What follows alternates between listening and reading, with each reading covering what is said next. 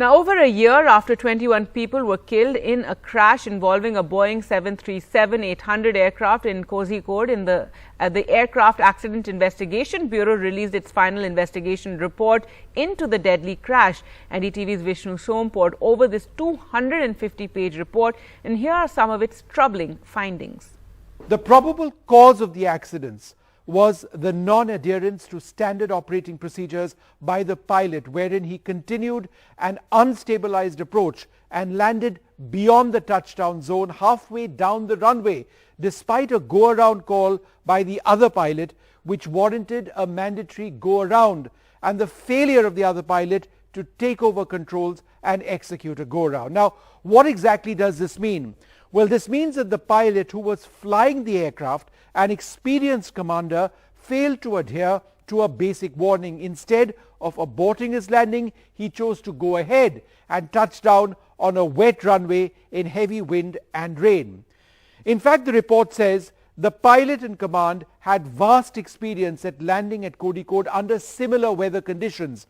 This experience might have led to overconfidence, leading to complacency and a state of reduced conscious attention that would have seriously affected his actions, making decision-making possibly problematic.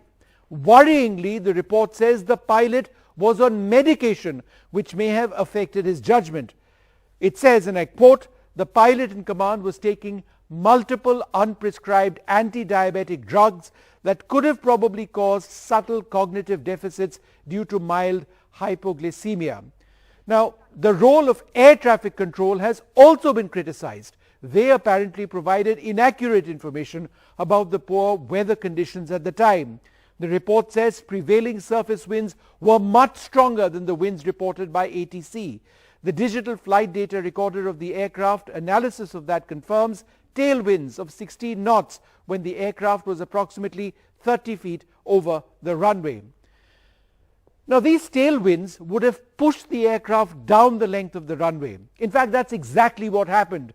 The aircraft floated without touching down. When it did touch down, it was too late to stop safely.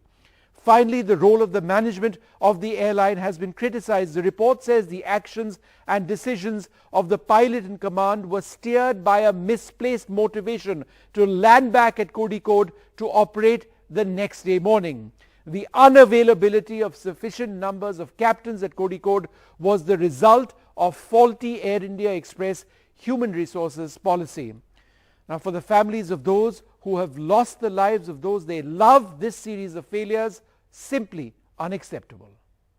My sister Sahira Banu and her 3 kids were traveling in that flight, and my sister and her younger child lost their lives. Inquiry report stated that the wrong decision by the pilot caused the accident.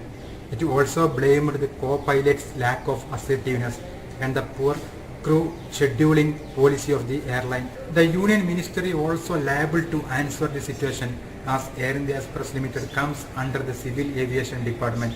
It is quite sad to say, still Union government didn't give any solution to any of the victims. 7 members from my family were traveling in this particular ill-fated flight, and they all were seriously injured, and now they are coming back to their normal life. As per the report, the accident was caused due to the non-adherence of SOP by the captain, and also he ignored the go-around call by the first officer, and the particular flight was part of the Vande Bharat mission. I would say that Air India Express and Union government is equally responsible for this incident.